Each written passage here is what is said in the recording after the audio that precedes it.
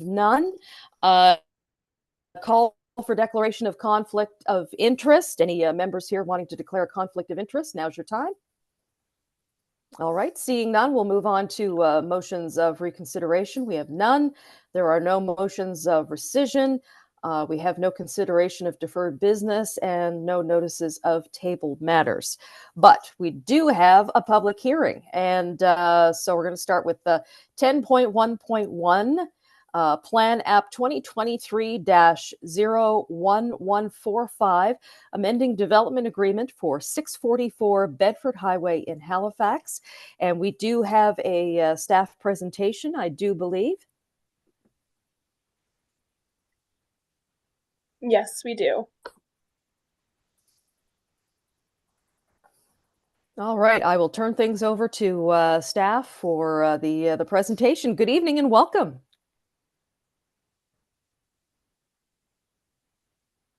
Good evening, my name is Adalan Sharigi. I am an HRM city planner, and this presentation is for planning application 2023-01145 for 644 Bedford Highway in Halifax. The application by Greg Johnston is for a substantive amendment to an existing development agreement to convert 6 surplus interior parking spaces to 2 additional residential units. The subject site is located along Bedford Highway, north of the intersection of Larry Utek Boulevard and Bedford Highway, and south of the intersection of Fern Avenue and Bedford Highway. Abutting lots include a multi-unit apartment building behind the subject property, a church to the south, a mixed-use residential building to the north, and a mixed-use building across the street. In Halifax, we have a few different levels of planning documents: the regional plan, the community plan, and the land use bylaw. The regional plan is a high-level document which directs where growth and investment in city services should occur to work towards logical and efficient growth of a region. From the regional plan, we've developed community plans that outline at a more detailed level where and how different types of development may occur in each unique community. Some uses of land are either plainly allowed or not allowed in particular areas, which is then enforced at the land use bylaw level through zoning, which is often referred to as of right development. The standard process for planning applications starts when an application is received. Staff then complete an internal review of the application to ensure it is feasible and meeting minimum standards.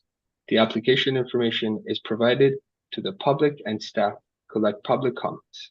Once this is complete, staff will provide a report to Community Council at a first reading meeting.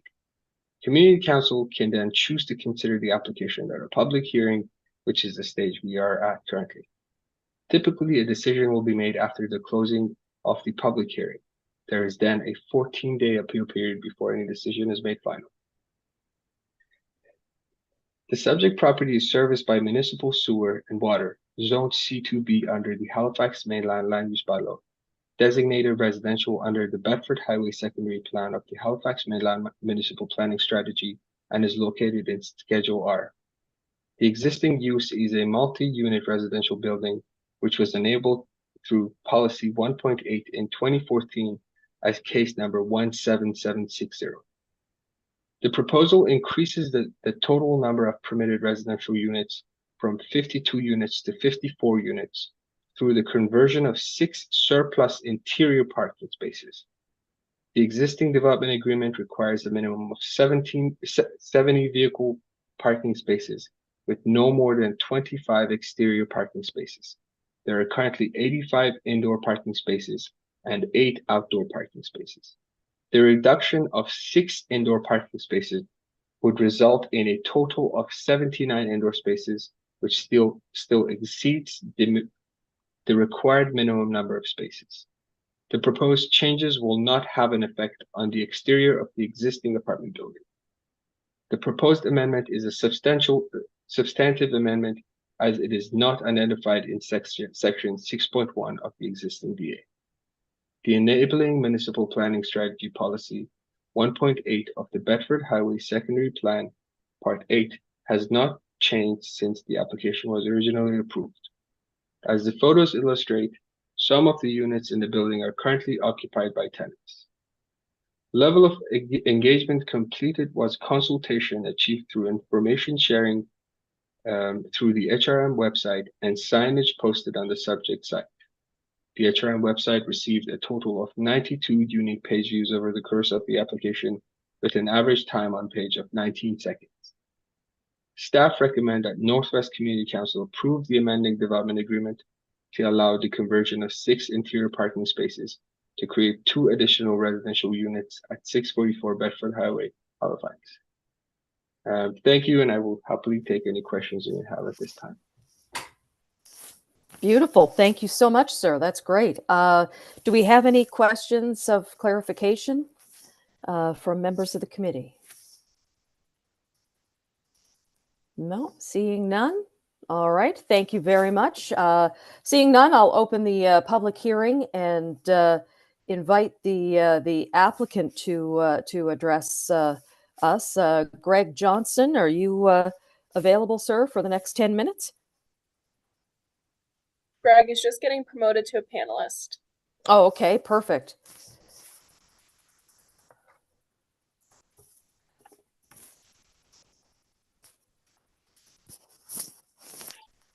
All right. Greg, are you there? Yes, I am. Good evening. Good evening and welcome to Community Council. You have 10 minutes to address your application, sir. Thank you. Okay. Well, thank you for the presentation. I think that covered it pretty well. One thing I would like to add is that this is under a development agreement that was approved for 52 units maximum, and with 70 required parking spaces. And we currently have the 52 units and we have 101 total parking spaces as from our plan, what we count. So taking away 6 for these 2 units, we are still way above the amount of parking spaces requirement. Another thing I'd like to add is the current spot for those 2 units. It's along the Bedford Highway side of the building. So those 2 units will replace a current blank wall that is just 1 story tall, and will face out into the Bedford Basin for amazing views. I don't know if you guys have been in that building, but they've got some, it's a great site there. So we'd like to take advantage of that. The 2 units would be approximately 1,100 square feet each, most likely 1-bedroom and dens, but those have yet to be designed, as we need to look at the plumbing that's coming up from the units that are above, and also we have a garage door underneath it that we have to consider as well. So we're hoping, if approved, we can get going with the actual unit designs. Replacing the blank wall, as I mentioned, is going to be the entrance of these 2 units. And we don't want it to be something that's hodgepodge. We want something that's blended into the building itself. So the rhythm that we have with the windows and the balcony doors from above will repeat itself onto this level. The entrances to these 2 units will be from the exterior and not have any interior access. And there's an existing exterior pathway that leads to this area. So we are changing just the envelope just to add the windows and doors in them, but we're not adding any mass or just changing anything else with the materials or anything like that. So I think that'll do it for my presentation. So I appreciate you guys' feedback on that. All right. Thank you very much, Mr. Johnston. And do we have any questions of clarification from members of council? I see Councillor Russell, you have your hand up. Go ahead, sir. Yeah, thank you very much. It seems like an interesting concept, converting a number of parking spaces to the 2 units, and goodness knows we need more units around HRM just entirely, where you still have more than the number of parking spaces that you need. Might you come back at a later date for another amendment to see about converting more parking spaces to more units, or would this take care of it? I could never say never, but all the other parking spaces are underground. If you know the site, it's a very steep site that's mostly on the hill. So this level is about 75% underground, and we're just on the second floor as we come out towards the Bedford Highway. So there really is no other opportunity for further conversions unless No, there you really do some isn't. landscape. Okay, It's super. more like those 2 units could become 3 units or something like that. But I don't even see that happening with all the plumbing and the stacks that we need to have from above. Right. Okay, thank you. All right. Thank you very much. I see no other questions. All right. So now, usually at this stage of the process, I'd be going over the rules for the public hearing because this is a public hearing. This meeting taking place virtually, though, residents had to sign up. They had to register in advance of the meeting with the clerk's office. We do not have any signups for this meeting. So at this stage of the game, I will ask for a motion to close the public hearing. So moved. Seconded. All right. Moved by Councillor Oatit, seconded by Councillor Russell. All those in favor? Aye. Aye. Opposed, nay. All right. I guess at this point now, if any members of council, do you have any clarification for staff? Anything that was raised during the public hearing that you need addressed? I don't see anybody running there. All right. So at this point, I will ask, what is the wish of council?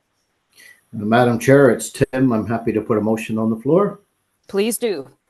I move that the Northwest Community Council, 1, approve the proposed amending development agreement, which shall be substantially of the same form set out in attachment A of the staff report dated January 31st, 2024, and 2, require the amending development agreement be signed by the property owner within 120 days or any extension thereof granted by council on the request of the property owner from the date of final approval by council and any other bodies as necessary, including applicable appeal periods, whichever is later. Otherwise, this approval will be void and obligations arising hereunder shall be at an end. So moved.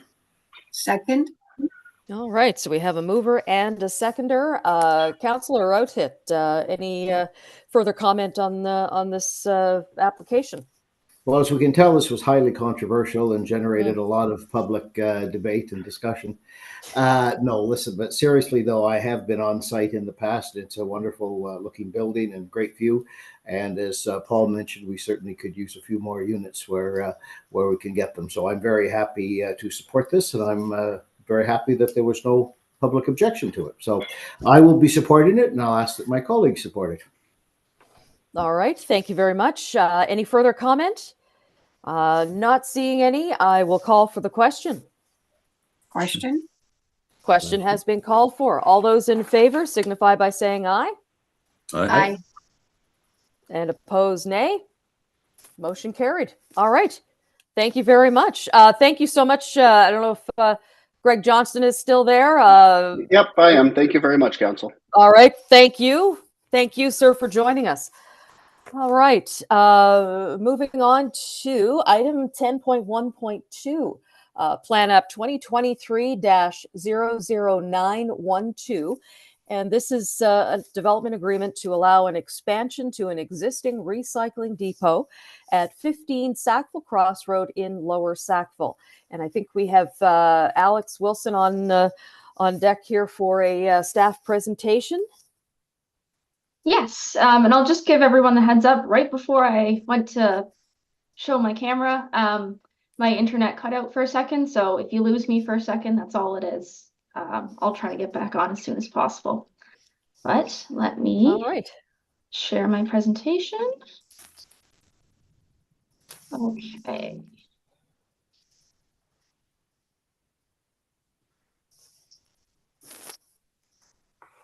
Right. And share.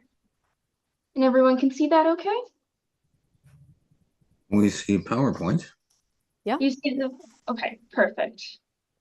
All right, so welcome to the public hearing for planning application 2023-00912, the development agreement for 15 Sackville Crossroad in Lower Sackville. So the applicant for this site is Chris O'Connell, who's applying on behalf of Archie's Sackville Bottle Exchange, which is the site in question. And he is applying for a development agreement, a new development agreement for the expansion of an existing recycling depot, which is Archie's Bottle Exchange. Alex, I'm going to jump in for a sec. If you want to begin, share your screen from the beginning. We're seeing your PowerPoint and your notes, just so. Oh, geez, yeah. okay. Just want to catch you. Thank Sorry you. for the interruption. No, thank you for that. Is that all good? Correct screen? Not yet. No, we're still seeing PowerPoint, Okay. not in presentation mode. Okay. Let me try again. Tried sharing the app like the instructions said, but. Okay. Sorry about this.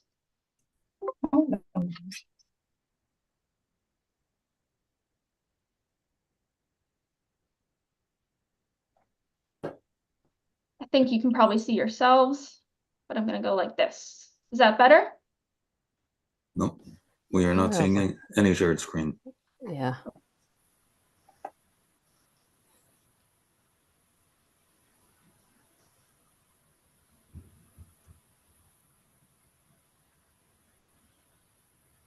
Okay. We see a Oh. dog. We're seeing a lovely dog. And then now you can see Oh, my There there we it are. is. There we All go. right. You're Now all we good. got young success. folks have trouble sometimes. Are you All suggesting right. that's old folks do all the time? Not all the time. Not all the time. Oh my heavens. All right. The floor is yours, Alex. Go ahead. Thank you. So welcome back to the public hearing for planning application 2023-00912 for a new development agreement for 15 Sackville Crossroad in Lower Sackville. So this application is being made by Chris O'Connell, applying for a new development agreement for an expansion to an existing recycling depot, which is Archie's Bottle Exchange. Some additional context for where the site is. It's located on Sackville Crossroad, near the intersection of Sackville Drive and Sackville Crossroad, but not at the intersection. You can see in the image on the left there are some properties between this one and Sackville Drive. As well, on the right, you can see the site boundaries in red. Some additional context for the site. This is what the site used to look like. Since then, they've actually repaved the driveways and added some arrows that show more clearly that the entrance is on the right side and the exit is on the left side. Some more recent images of the property where you can see those nice new arrows. So the location for the proposed addition is right where that fence with the HRM planning and development sign is. And the purpose of the addition is to replace the current outdoor storage, which you can see in the image on the right, with indoor storage and move everything that's being stored outside inside. Ardalan's just gone over this, but in case you forgot, I'll go over the planning policy structure again. So the overarching plan is the regional plan and subdivision bylaw, which guide where population growth and the investment of services, such as transit, piped water, and sewer should occur. The community plan outlines where, how, and which types of development may occur. Some uses may only be allowed after community consultation and council approval, such as this one. And finally, you have the land use bylaw, which specifies what can be approved without going to council and seeking feedback from the public. Within the development agreement process, we are currently at the public hearing stage. So prior to this, staff received a complete application, and then that application underwent a staff review against relevant policies. It was then brought out for public engagement. And then a staff report was written and brought to council last month for the first reading and notice of motion. We're currently at the public hearing, and then after this public hearing, the decision of council will be appealable to the Utility and Review Board for 14 days. So a little overview of the site. The site is serviced by municipal sewer and water. It is zoned PR, or pedestrian retail. It is also designated pedestrian retail. This is under the Sackville Drive Secondary Municipal Planning Strategy. The existing use is a recycling depot, and the enabling policy for this development agreement is policy PR4. So policy PR4 enables council to consider a proposal for an expansion to a commercial building within the pedestrian retail designation that is not otherwise permitted by the applied zone. So in this zone, there is a limit of a 5,000 square foot footprint for commercial buildings. So in this case, because they want to go above and beyond that, that's why the development agreement is required. So in considering the decision on a development agreement, council has to consider a few different a few different elements of the policy. So first, that the use is permitted in the zone. And in this case, existing recycling depots are permitted in this zone. Next, they must ensure that a drive-through function is not proposed, and there is no drive-through function proposed in this development. Next, there must be safe pedestrian movement, safe and comfortable pedestrian movement around the site. Now, in this case, the public actually isn't allowed to walk around the site because there's trucks driving around to move things around. But there is enough room around the building for staff to move around as they need to walk around the site. So that's how that element of policy is satisfied. Next, council must also ensure that the primary facade facing Sackville Drive does not exceed 40 feet in width.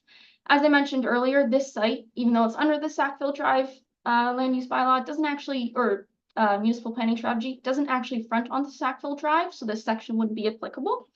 And then finally, council must consider that where that vegetation is retained where it's possible. And for this specific development, there is no removal of vegetation proposed. So some specific details about this proposal. You can see the boundaries of the site outlined in red on the screen there. The existing building is in blue and the proposed addition is in orange.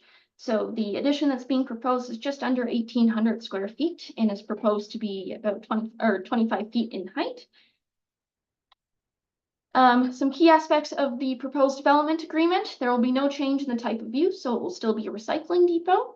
The proposed development agreement is also going to allow a maximum total building footprint of 7,000 square feet. So this is a bit larger than what they're actually asking for. So the addition plus the existing building is about 6,600 square feet.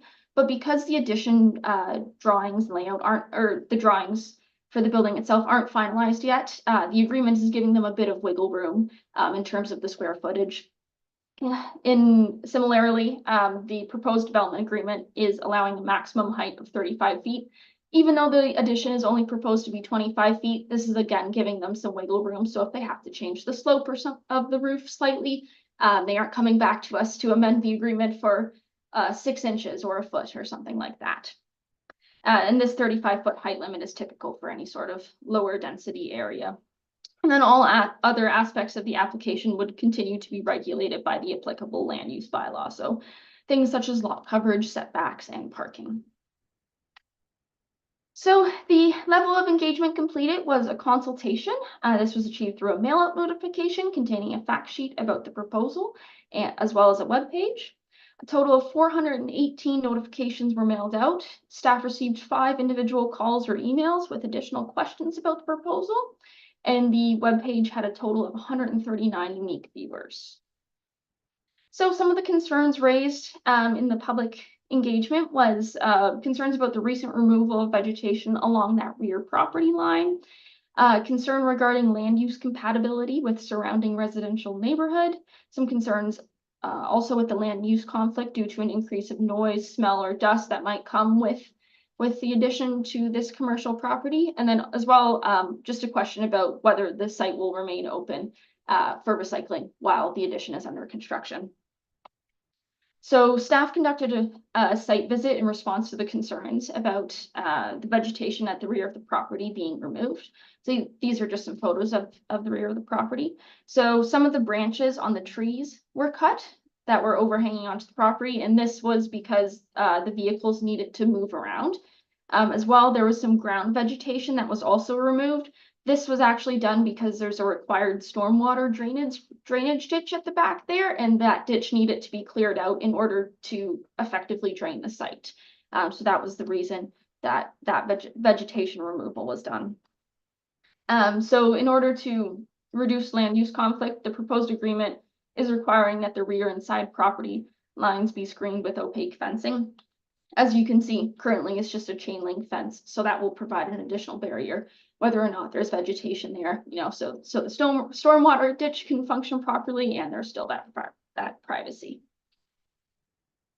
Like all other development agreements, there are non-substantive amendments that are available for smaller changes within the development agreement. And a non-substantive amendment is a change to the agreement that can be made without a formal public hearing, so without doing what we're doing right now. And this can either be done by the development officer or community council. So the non-substantive agreements that are proposed in this agreement are allowing the building to expand by additional 1,000 square feet. This one was staff's idea, given that the current request for the size of the addition is quite small. In the zone, they're allowed to have up to 50% lot coverage. So this just gives them a bit more room to expand while still remaining well below that 50%, just so they don't have to come back here to go through the whole process again for a relatively small addition. As well, and any changes to the required fencing material that other than the ones that the applicant would have discussed with the development officer would need to go through a non-substantive amendment to confirm that they're still meeting the privacy requirements of the development agreement, as well the standard extension for a date of commencement of construction and extension for the length of time required for the completion of the development. So the staff recommendation contained in the staff report was arrived at after detailed analysis of all the relevant policies and the regional and local municipal planning strategies. And staff recommend that Northwest Community Council 1 approves the proposed development agreement, which shall be substantially the same form as set out in attachment A, and 2, require the agreement be signed by the property owner within 120 days. If you have any questions, I'm happy to answer them. All right. Thank you very much, Alex. Thank you. Yeah, any questions of clarification? Councillor Russell, go ahead, sir. Thank you. I'm curious about the addition into non-substantive amendments of the start and completion dates. That is a thing that I haven't seen too often before. They're usually a substantive amendment and they usually come back to community council, and I'm just wondering why they're considered a non-substantive amendment. I know in other development agreements I've had, they're typically non-substantive. FIA is it different in some other agreements? Would you like to speak to that? Yes, it is very typical. Sorry, I should introduce myself. Thea Langell, Manager of Planning Applications. Yeah, it is very typical for us to put commencement and completion dates as non-substantive amendments. That's been a practice we've been using for many years. There may be some larger developments that we might not have covered that, but it is quite normal, and it's a normal practice for us to have them listed as non-substantive, and we identify them for council during the public hearing. So we have regularly, in other developments that we've seen around Lower Sackville, we've regularly seen them come back to community council just to extend the dates. That is true. However, with one of the recent changes to the charter, and I can't remember which bill it was, we've had 2 rounds of changes to the HRM charter. There is the ability now for non-substantive amendments that can be that can be approved by the development officer to go to the development officer for that consideration. So we are seeing a little bit of a different planning process than what council would be familiar with from a couple of years ago. So again, non-substantive amendments can be considered by our development officers if they can approve it. If they feel that they cannot, then it would come to council for consideration. Okay. Thank you. Okay. All right. Thank you. Any further questions of clarification for staff? No? All right. Seeing none, I will open the public hearing and invite the applicant to speak for 10 minutes. Chris O'Connell. Chris O'Connell is the is the applicant, and not sure if he has joined us yet.